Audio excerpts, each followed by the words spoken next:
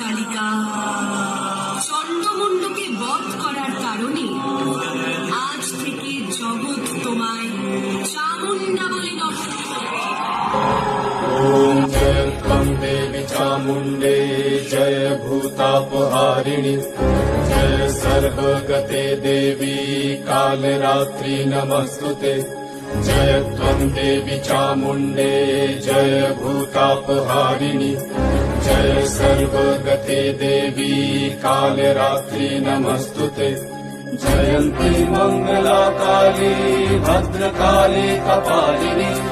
दुर्गा शिवा क्षमा धात्री स्वाहा स्वाहा नमस्तुते या देवी सर्वभूतेषु मातृरूपेण संस्थिता नमस्तस्मै नमस्तस्मै नमस्तस्मै नमो नमः नमस्तस्मै नमस्तस्मै